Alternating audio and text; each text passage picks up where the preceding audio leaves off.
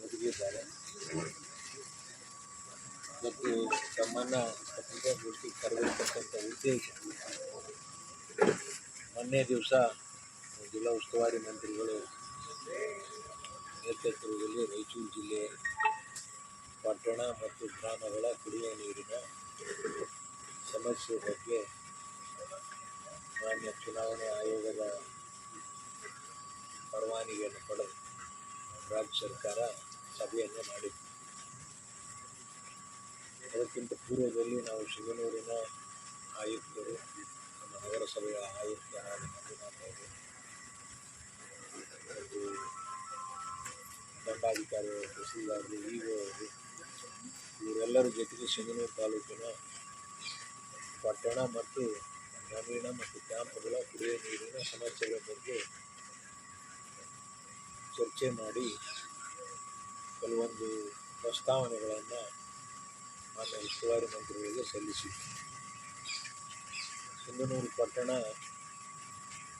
ಬೆಳೆದು ಭಾಳಷ್ಟು ದೊಡ್ಡ ಪಟ್ಟಣವಾಗಿದೆ.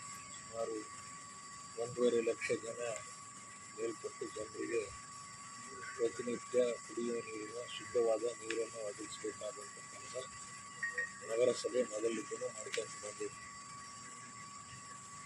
ಇವತ್ತು ಕಳೆದ ಮಳೆರಾಯನ ಮಳೆ ಕೊರತೆ ಮತ್ತು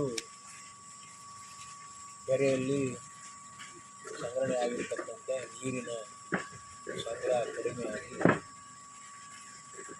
ಜೂನ್ ಮೊದಲನೇ ವಾರದವರೆಗೂ ಸಿಂಗನೂರು ಪಟ್ಟಣದ ನಾಗರಿಕರಿಗೆ ನೀರನ್ನು 10 ದಿನಕ್ಕೆ ಒಂದು ಸಲ ಒದಗಿಸಬೇಕು ಈಗಿನ ಪರಿಸ್ಥಿತಿ.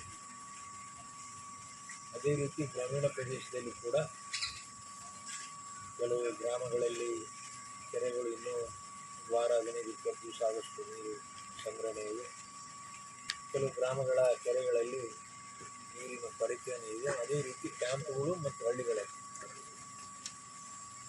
ಇವೆಲ್ಲ ಪಟ್ಟಿ ಮಾಡಿ ಮೊನ್ನೆ ಜಿಲ್ಲಾ ಉಸ್ತುವಾರಿ ಸಚಿವ ಕೊಟ್ಟಂಥ ಕೆಲವು ತೀರ್ಮಾನಗಳನ್ನು ತೆಗೆದುಕೊಳ್ಳಬೇಕು ಮತ್ತು ಅದನ್ನು ಸರಬರಾಜು ಮಾಡತಕ್ಕಂಥ ವಿಧಿವಿಧಾನಗಳು ಯಾವ ಇರಬೇಕೆಂಬುದರ ಬಗ್ಗೆ ಚರ್ಚೆ ಮಾಡಿ ಸಲಹೆ ಸೂಚನೆಗಳನ್ನು ನಗರಸಭೆ ಕೊಡೋಣ ಅಂತ ಹೇಳಿದ್ಮೇಲೆ ಅವರು ಕೂಡ ಎಲ್ಲರ ಜೊತೆ ಚರ್ಚೆ ಮಾಡಿ ಮೊದಲನೇದು ಇರತಕ್ಕಂಥ ಅಕ್ಕಪಕ್ಕದ ಕೆರೆಗಳಲ್ಲಿ ನೀರು ಇದ್ದರೆ ಖಾಸಗಿ ಕೆರೆಗಳು ಆ ನೀರನ್ನು ಪಡಿತಕ್ಕಂಥದ್ದು ಪಟ್ಟಣ ಬಂತು, ಗ್ರಾಮೀಣ ಬಂತು.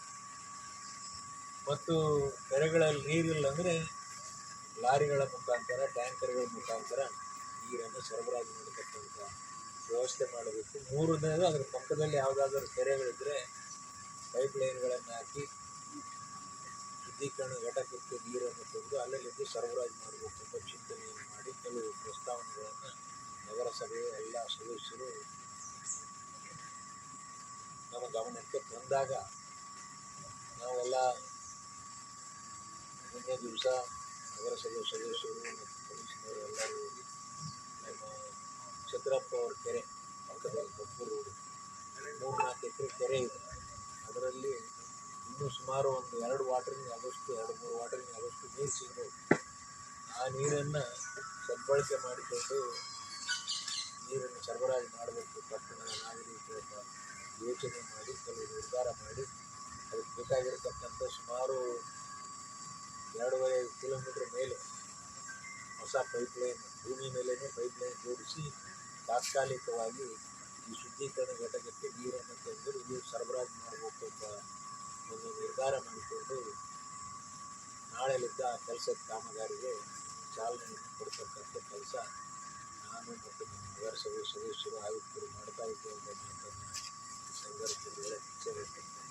ಅದಕ್ಕೆ ಬೇಕಾಗ್ತಕ್ಕಂಥ ಅನುದಾನ 10 ಲಕ್ಷ ಅಂದಾಜು ಅನುದಾನ ತಾತ್ಕಾಲಿಕವಾಗಿ ಆ ಪರಿಹಾರಕ್ಕೆ ಪೈಪ್ಲೈನ್ ಹಾಕೋದಕ್ಕೆ ಜಿಲ್ಲಾಧಿಕಾರಿಗಳಿಗೆ ಮನವಿಯನ್ನು ಸಲ್ಲಿಸಿದ್ವಿ. ಅವರು 10 ಲಕ್ಷ ರೂಪಾಯಿ ಅನುದಾನವನ್ನು ಕೂಡ ಕೊಡಿಸುವ ಭರವಸೆಯನ್ನು ಕೂಡ ಕೊಟ್ಟಿದ್ದಾರೆ.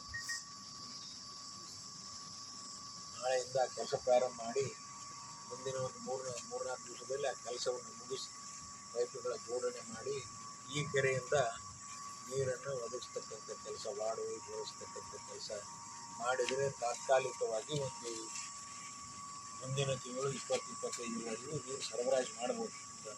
2-3 ಎಂಬ ವಿಚಾರ ಇಟ್ಕೊಂಡು ಈ ನಿರ್ಧಾರವನ್ನು ಮಾಡಿದ್ದೇವೆ. ಅದರ ಜೊತೆಗೆ